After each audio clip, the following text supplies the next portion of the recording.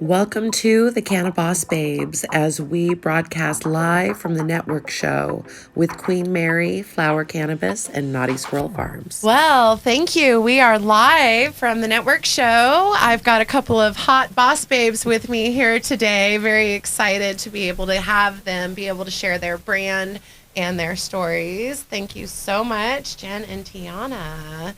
So, the network show is giving us an opportunity to really show off some great brands and things today. How's the first couple of hours been for you ladies so far? I guess I'll start. The first couple hours have really been a madhouse. I'm like super excited. I didn't know what to expect, at all. This is the first show for me. Small brand.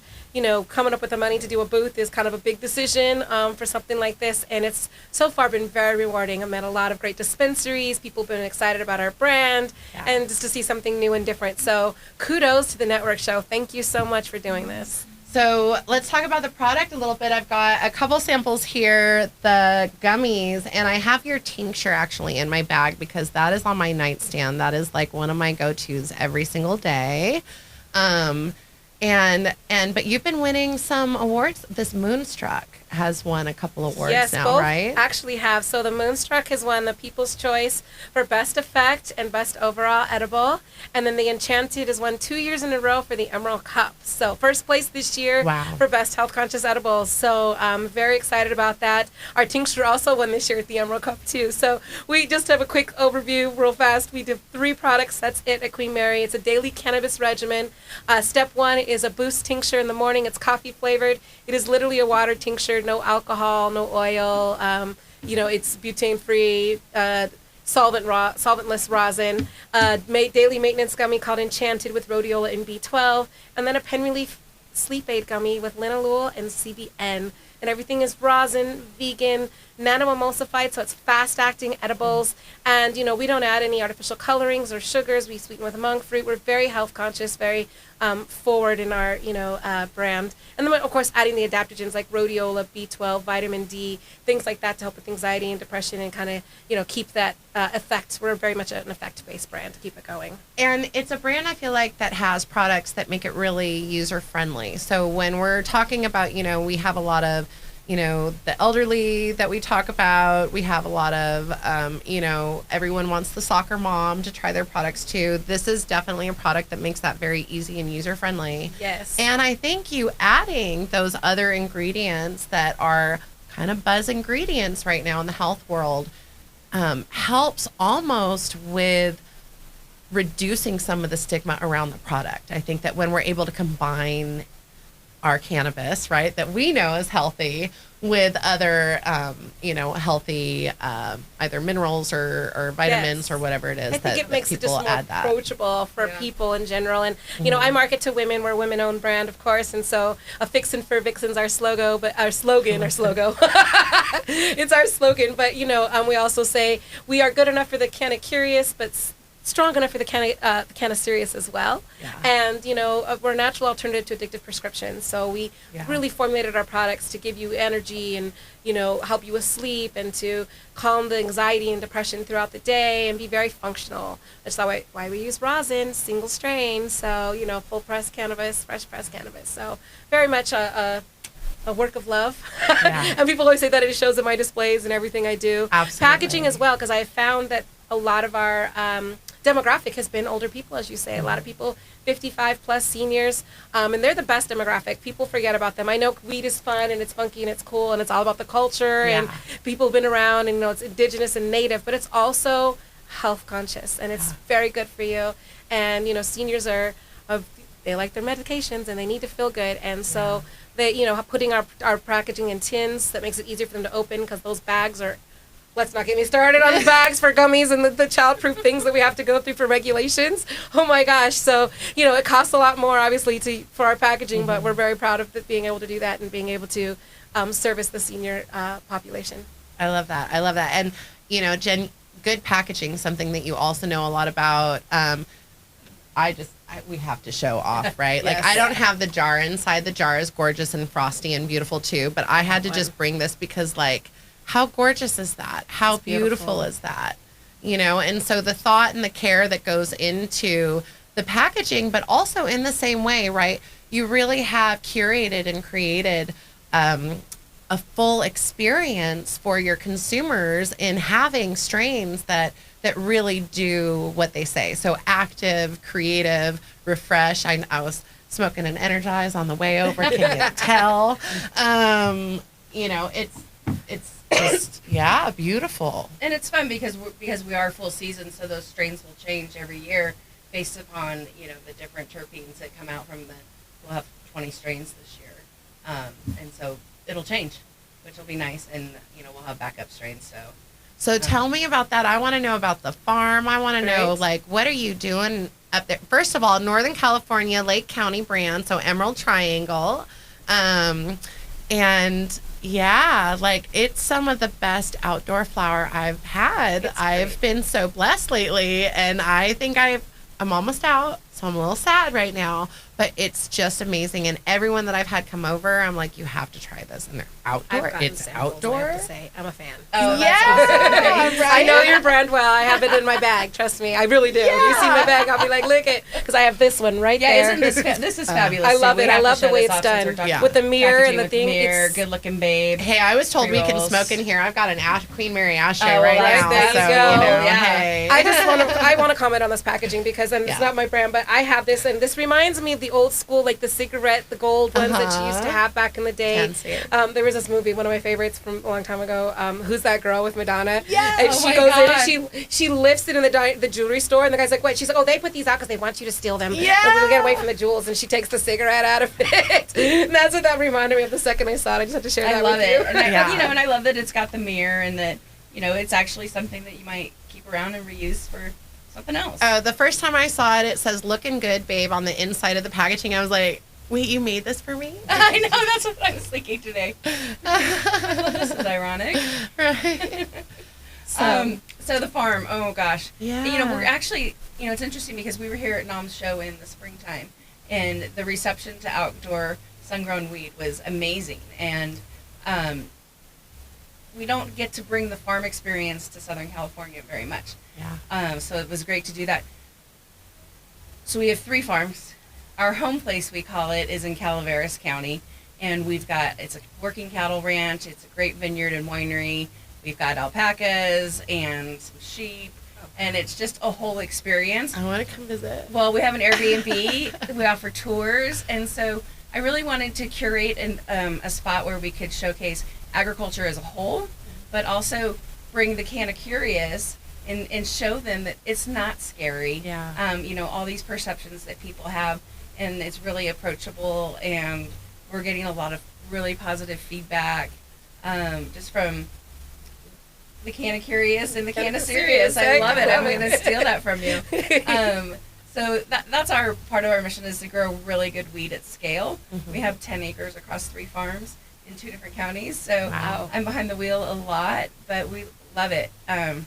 My business partner and I have been friends since we were 5 years old, so it's really cool. Oh, wow. Yeah. So how did you get into cannabis? Really through my business partner.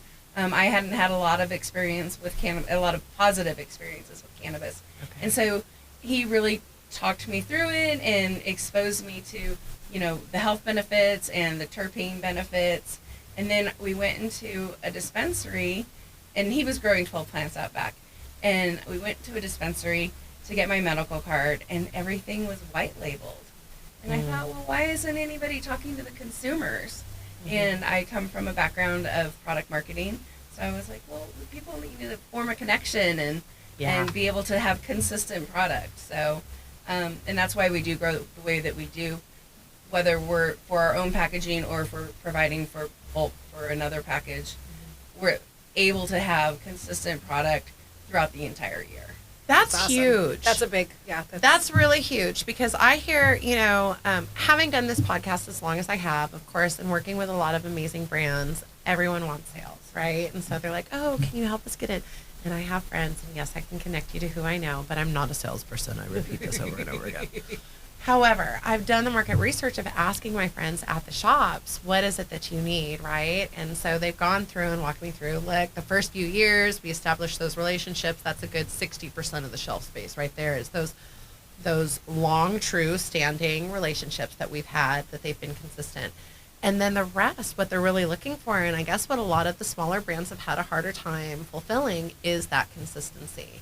And so I think, and that's really when it's such a big, important thing to the shops, because it's so important to the consumer, right? And they explain it of, you know, brands come in and they do a PAD and they're like, yeah, we've got this. And then they sell out and then they replace it with something else, but that's not what the consumer wanted. The consumer wanted to come back and get what they were all excited about the first time. And so, you know, the importance of sustainability and building things in this industry. And right now, times are so tough. So what are some of the issues that we have around that, ladies? Because, you know, I mean, you've got a nice process going, but what are you doing to, you know, how do we sustain? Oh, gosh, that's the $1 million question, right? I mean, you've seen a lot of brands come and go, especially in California, and big brands that have packed up shop. It's like, we're not messing with California anymore. Let's go to these new markets. And honestly, you know, there's this whole, like, thought about the green rush in cannabis. And honestly, there is a green rush. It's not that it doesn't exist, but it's actually in the beginning of each market. So markets that just come online, and big companies are the ones going in and kind of screwing the market up for everybody else because they're slashing prices, you know, bottom lining it to everybody. And I think, the key to being alive, and, you know, I started my brand in the end of 21, which is, you know, right about the change and the shift in the market from when I, you know, was developing early in the year towards the end of the year, and what the prices, I've seen the prices drop in my favor, but still not for the farmers. But, you know, I think a part of the key to staying sustainable and staying alive and not dying out, like I've seen a lot of brands that started with me are not around, is the love for the plant and the culture and the care behind it, and the fact that we have a story and we choose to connect with our customers. And I think that's where the smaller brands really do have a chance to survive and thrive. Yes, we need the big brands. We, of course, need the Stizzies and the Cookies of the world, whatever. But, you know, and they're fine. But then you also need the people that connect with the plant, and the new people coming in. It's been illegal for so long and stigmatized for so long that, you know, the connection with the people, I believe that education is the key. We have to get out. Like, I love doing... A lot of brands won't join me in showing up at public events because they can't sell, and it's all at the bottom line. Well, how am I making my money back? And I'm like, 90% of the reason I sell in my stores is because I'm at these events and I talk to 400 people a day, and they're like, where can I find you? Well, here. And they will go and travel to a store to get my brand because I'm out there connecting with the people doing the work. And that's what's not needed. Just talking 100%. And selling your brand when you're out there either. I hear you out there talking about things like, you know, we'll jump into a little social equity here in a second. You know, but talking about the things that people do connect with, right, that are outside of cannabis. I have a dear friend that says cannabis it touches everything. And more I've seen in the last 4 years, certainly, how that's true. How do you, so, you know, you've got the farm and everything, so being able to connect with people on that level, but, you know, being able to down here, being a Northern California brand, being down here in Southern California, how are you finding ways to be able to connect? It's difficult, but really just this trade show, for one, but honestly, just it's the one-on-one door knocking, and we're in a unique situation where we can talk to the bud tenders and really form a relationship with them and offer to come to the farm and stay on the farm and experience the farm. That's so which cool. most people down here don't get to. And so that's an attractive asset that we have that really helps move our product in the stores. Oh, see, and that's where I go. So, like, my background is, like, corporate leadership and different things like that in operations. And so I'm thinking, ooh, leadership offsites, like dispensaries. We get in, you can come in once a year and, like, have a 3-day leadership offsite with your team. And, hugely beneficial. Yeah, and it's just really different, you know. So, you know, we bring them up for a weekend and I love that about I think that's worth some shelf space. That's something that LA's missing, and it's because we really don't have any cultivation. Like, there's not even cultivation licenses have been available for years. Like, that has not been online. So you have to been grandfathered in with these warehouses downtown, that, you know, or whatever. And it's all indoor because there's no outdoor cultivation here in Los Angeles. So I love the fact that you can go to a farm and do things like that. You know, here we have to be a little more creative. And I know that we cross lines because LA market is really big. NorCal has its own market, but it's not quite as big as Los Angeles. And then don't even get me started on San Diego. Like, people forget, like, that's a whole other market piece in its own. Oh my gosh. It's like, you know, so the consumers from, you know, from all the way up to the Triangle, all the way down to San Diego, they're very different, yet they all want the same thing. And so if you can connect with them, and basically everyone just wants to feel good. Everyone wants to be happy. Everyone wants to, like, you know, not have anxiety or pain and sleep well. And we have that. And so I think the key is education.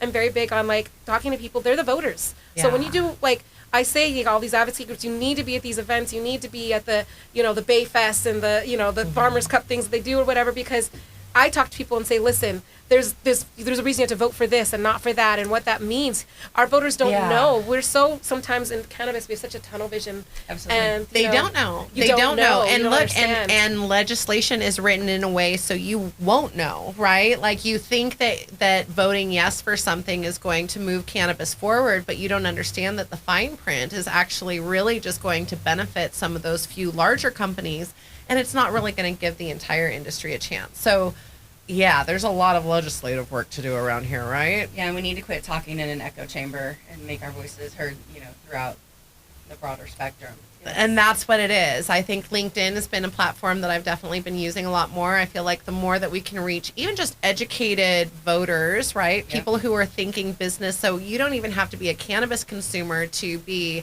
an economist and understand the importance of supporting this industry, right? Like you can just have a financial interest in it.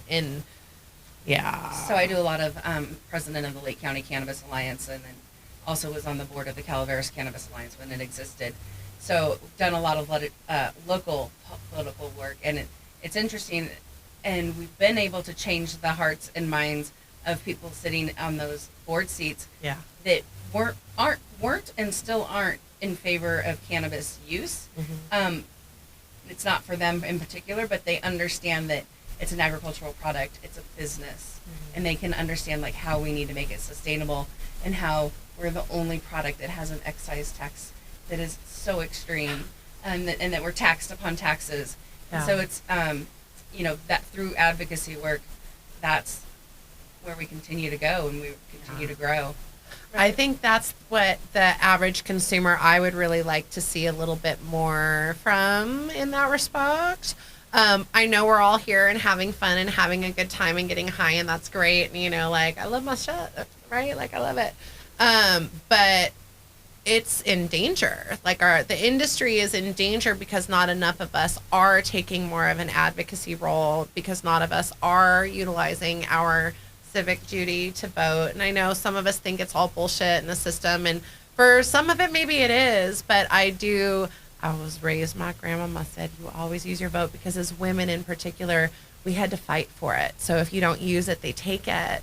And, I don't care what funny stuff they do with elections. I know what I vote, and I encourage everyone else to do the same, especially for this industry. And certainly locally, I don't care what you do, even on the larger level, I still vote. Well, still vote. But deschedule versus reschedule, right? Yeah, exactly. We can go there. Oh, let's go there. And understand how much you can affect at the local level.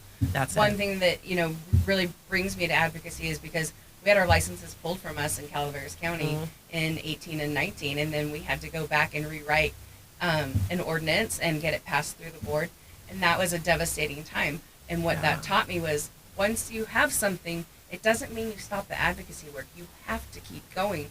And we had some things slide by us in Lake County, and I'm like, okay, reassemble.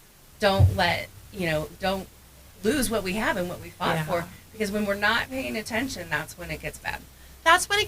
So the LBCA is Long Beach Collectives Association, a bunch of cannabis operators in Long Beach. That's who I got my first education that we have an endocannabinoid system through. So very loyal. I've been volunteering with them for a long time, and of course supporting with my ancillary business. And it's interesting because when I first joined them in 2019, there were a lot of different things to be able to fight for. We were lowering taxes in Long Beach, where everyone's rallying together, and we want events, and I got approved, but it's still years later. And so there's always things, but there's definitely been a change in our government and in our city, in that it has allowed so much. So then some of the operators are like, okay, cool, now I'm just going to focus on my business, back off, like what you said, right? The organizational things. But then legislative things start to happen without you being aware, and it's a slippery slope, I think. Came out of nowhere. Like nobody, it's on the governor's desk right now. Yeah. Like we're over here writing letters to the governor, like, please do not sign this Newsom. Please, please, please. Please it's understand. the death of my Not brand. Squirrel Farms. Yeah, it's the death. No animals. No. I mean, like, can I real quick? Can you hand me what my packaging, which if you're gonna see, I mean, it's very industrial, like white, but little touch of color, little bling, little shiny. But like I use it, like my logo's a girl, a pinup girl, military pinup girl on an anchor, because I'm Queen Mary, and this is no longer allowed. Like it's considered packaging to kids. Like, just some of the things in the writing and the language, and a lot of things they're trying to do away with. And I believe in my heart that the reason they're doing this is because they want to deschedule cannabis. They want to reschedule it to such, and they want it pharmaceutical. They want people to buy their cannabis at pharmacies in a pill form, in a bottle with a white label with the doctor's name on it. And so, I think that's where they're pushing this. And so we really have to fight. We have to educate our consumers, because I don't really know that many people that really want to take their cannabis from a pharmacy. What's the whole point of taking cannabis? It's the natural alternative, and everything the government gets their hands onto suddenly has a warning label on it. May cause cancer. Don't take this. So your weed's going to come with the warning label soon enough if you let the government run it and not the people that are indigenous and care about it, and the farmers. It's an agricultural plant. It is not a drug. It's not processed. It's not meth. It's not. We were taught that because of all of the propaganda, but that's not how it is. And I think it really comes from education. We have to educate people. We got to get off of the just say no to cannabis and educate people better and let them know what this plant comes from. Learn about the intercannabinoid system. Most people, the everyday person, even a lot of pot smokers, don't even know that we have an intercannabinoid system. Hold the phone, because I also have a nonprofit, and we do other educational things, and we had a plant medicine night at a local mushroom shop in Long Beach recently, and there was a nurse who attended, and she had never heard of endocannabinoid system, and she's a woman of our age, right? I won't say what that is, y'all can guess, but you're a nurse and you still don't know, and they're still not teaching it. And I got so excited, I jumped off my chair. I was like, oh my God, I'm so mad. And I'm so excited for you right now. Right. Like, it's going to change. You're going to go to work and you're going to be like, oh, and I'm so excited because you're now going to be the biggest advocate, because your mind's about to be blown. And when it is, and when you're a healer, right, when you're in the business to help other people heal, like, you can't help but tell everybody about it, right? And so, real quick, I'm going to do a quick blurb for those that don't know what the intercannabinoid system is. Let's go. The plant itself has lots of natural cannabinoids and different terpenes in it. For years we've been just extracting THC from cannabis, and we've learned that that's not the way to consume it. THC is not what our bodies really absorb. It's everything. And a lot of the cannabinoids and different terpenes that are in cannabis, you will find in superfoods and vegetables and fruits and flowers and all the things that are good for us. So we have found that that's our intercannabinoid system, that broccoli's got cannabinoids, and Brussels sprouts and lemons and fruit, the things that give them their aroma and what makes fruit so wonderful is in cannabis, which is why cannabis has this very, most people think it smells like skunk, but if you really learn to smell cannabis, there's 5 different categories you can get. And so that's part of what the intercannabinoid system is. We are learning that our bodies actually absorb the plant and treat all of these things like superfoods, and really heals the body from the inside out. And so that's what we're teaching people. They have to understand what the intercannabinoid system of the body is. Well, and how each one affects you. And how each one affects you, because and I feel like so much of when you smell it, you really can end up, when you really listen, right? When we listen with our bodies, we can really feel in advance what it's going to do. And so it's so powerful. The terpenes are so powerful. Don't miss out. It's fascinating to walk through the farm, because we plant in 10-row blocks, and as you're moving from strain to strain, everything, the nose on everything just changes, and you feel it through your body. Yeah. And you're like, oh my God, that you just know, and it's just different. The nose knows, right? Yeah, absolutely. It reminds me, walking through your fields to me would be like walking through, this sounds crazy, but a rose garden where you have all the different colors and different types of roses. Yeah. They all smell different. If you walk into a garden center and you're sniffing roses, they all have a different smell. So does cannabis. It doesn't have this distinct, when you light it and smoke it, but you can tell. As I've learned, you can smell if it's got chemicals, but there's if it's a skunk difference weed or whatever. But there's a difference between true, real weed. But when you're smelling the fresh walking, I can imagine what that's like, the aromas, because you have the lemons, you have the earthy smell, you have, you just the pine, it's just beautiful. It's like walking through a forest, and people just have to learn to appreciate that. And you don't even have to smoke it, just breathe it in, and you'll really feel how happy that naturally makes you. Yeah. I mean, all the way to the tips of your fingers and toes, truly. I feel it literally everywhere. I can Oh, that's what that would be. Or, oh, if it's bubbly, or if it's like, oh, yeah, I'm going to chill on this one. Yeah. You know, like, yeah. So it's super fun to walk through the field and be able to experience Imagine. that. Oh.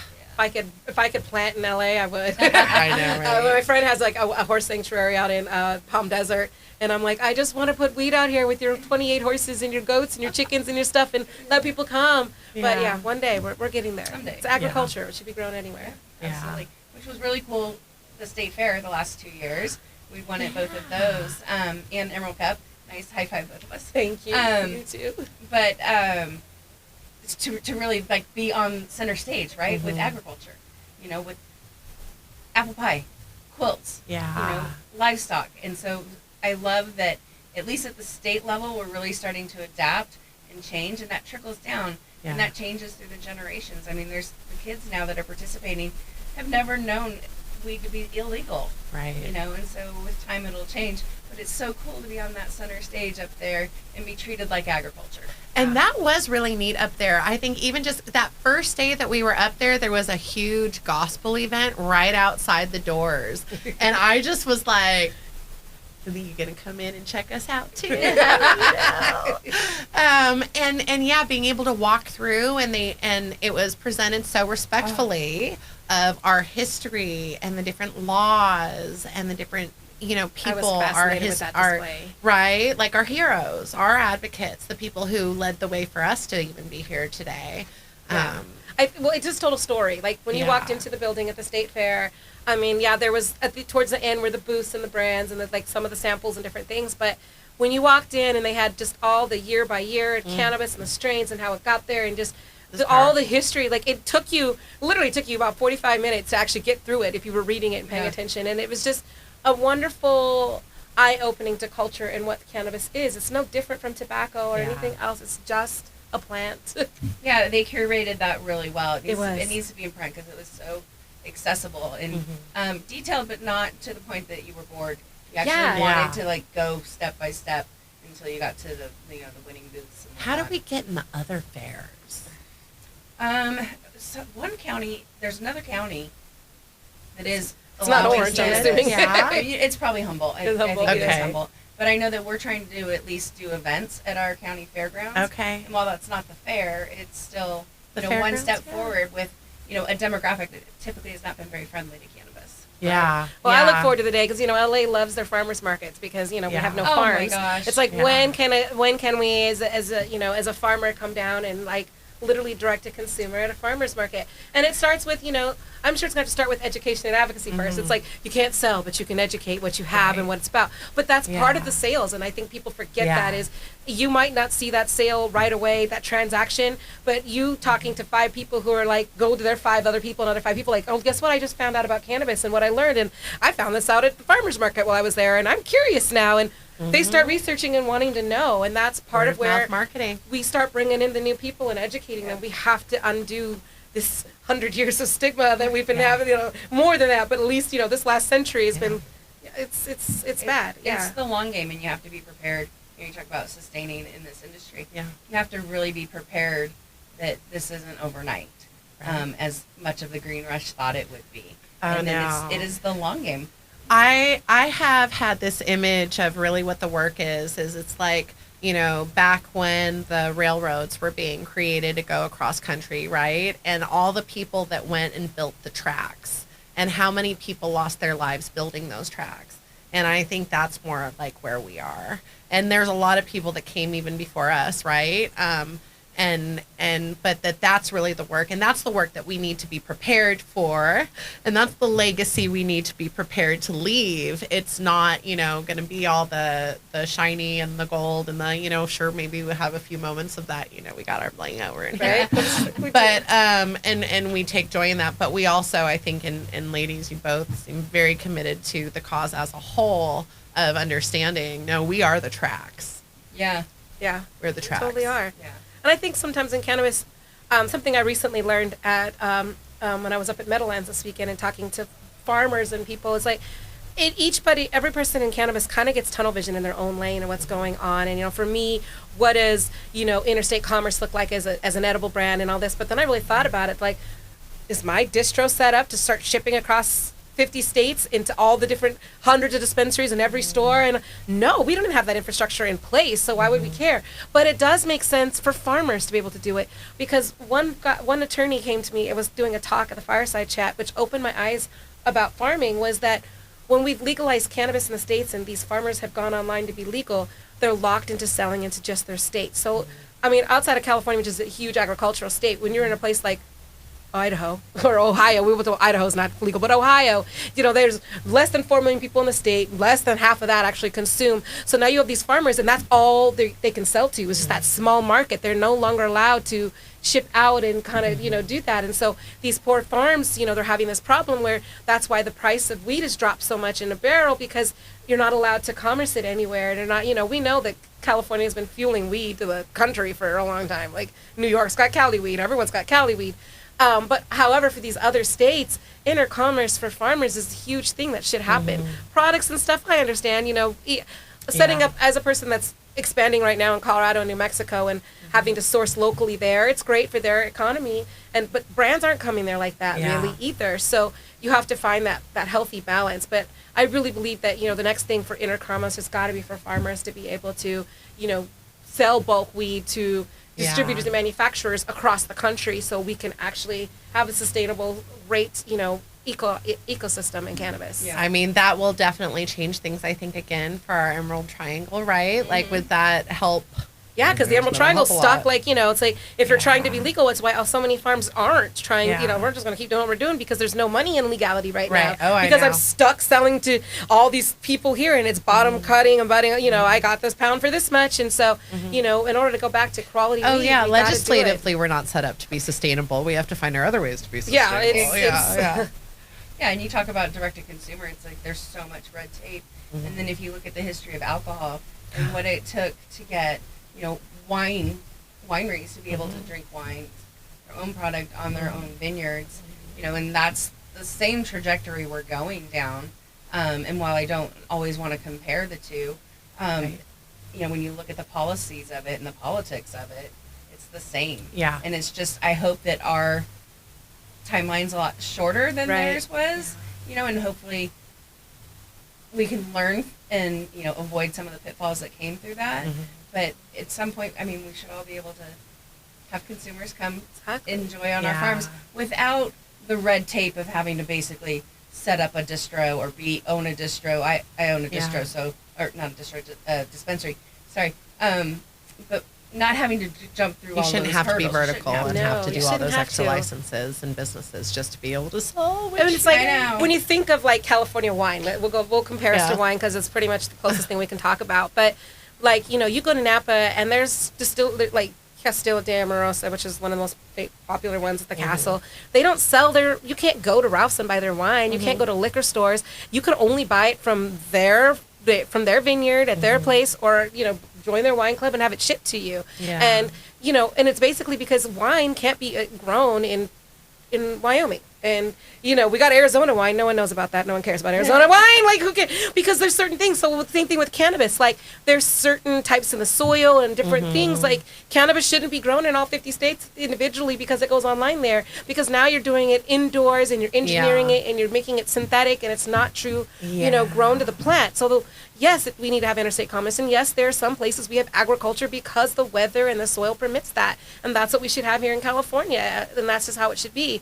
We shouldn't have every state, Georgia, out there trying to figure out how to grow some weed, because they don't really have the climate for it. So, that's why we should push and be the same. Or to grow our things, right? Like there was a story I heard recently from someone who's very into their wine. So we'll just continue this wine thing real quick. And they said that when they were looking at Paso Robles to put in vineyards, they looked at, well, where in the world are the conditions the most like that? So they did the market research. I love this story. Love market research. And apparently it's over in France where only one certain kind of wine really comes from, and it's because it's rich in the soil and everything. The conditions are identical. And so you can go and get, now at Total Wine or wherever you go, any wines from Paso Robles are going to be more like French wines without the cost. And so I think it's just really smart too. Like if we were to open up and have where we can, share abundance from wherever we are of what, everywhere has something that's going to be a little special in its own way. Well, and then you go down the Appalachian Road, right? And so when we're able to start labeling our appellations, and even within a county, to have sub-appellations, and, for people to be like, oh, I really love, the effects that I get from Humboldt cannabis, or, oh, I prefer the hotter, drier climate weed from Calaveras. I love that too. Yeah. We were talking about that with Long Beach and some of the operators and being able to do that. It's brilliant.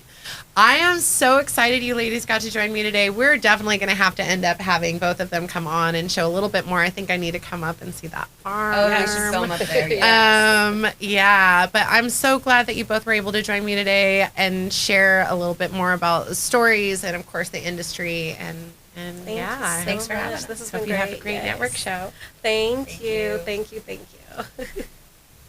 Okay. I saw the wave and I was like, okay. I was like, have we had the wave yet? Oh, did you? I thought I saw something. Well, my glasses maybe, but you're at 38 minutes. Do you have a couple more things you want to... I don't know. What did we say? Do you guys want to do a shout out and where to find you? Can we just add that to the last real quick? I'm sorry. Okay. What are my booths? I just made you edit. Okay. Okay, and ladies, before we are done here today and send you back to your booths for all the people that I know are clamoring and waiting and wanting to know about everything they have here, where can people find you at home? So where can they find you today and tomorrow, and then where can they find you at home? Sure. So today we're at booth A18, right when you walk in the door. We're across from Jeter. Whatever. But we have our booth going on today. We'll be here today and tomorrow. Just meeting people and talking to dispensaries. I love B2B. This is a very, business to business event. So that's always great. But normally you can find us. We have a website, queenmarybrand.com. We are on Instagram and Facebook, queenmary_LA. And feel free to sign up, join our newsletter. Got lots of cool information and things going on. And we're expanding into Colorado and New Mexico. At the end of October, we are literally making gummies this week. I'm so excited. That's cool. We will be launching in 50 stores. So if you are not in California and you are in Colorado or New Mexico, we'll be in 50 stores in Colorado and another 50 or 60 stores in New Mexico. So looking forward to that. Going to be a multi-state brand. That's exciting. Right? Like, oh my gosh, I'm so excited. So cool. But anyway, how can we find you? Here at the show today, E16 and 17. We have both a Flwr booth and a Naughty Squirrel booth, and show both sides of us. And then at home, you can find us on naughtysquirrelfarms.com and Naughty Squirrel Farms on Instagram. And you can book your farm tour, and you can book your farm stay and come visit. Yeah, I'm booking. I have to. That sounds amazing. And I have to shout out, please support women in cannabis. We love our weed, we love our kids. So it's our babies. And how lucky are we that we get to lift each other up in this industry? Very much. Yes, very much. I mean, I had social anxiety and didn't leave the house except to go to work for 4 years before all this. So like this community and everyone in it has been everything for me. That's how and why I'm able to do all this, and why I love to share your story. So thank you again for joining me. Thank you to the network show for providing me with this opportunity to interview Queen Mary, Flwr, and Naughty Squirrel. And if you want to be a guest, please be in touch.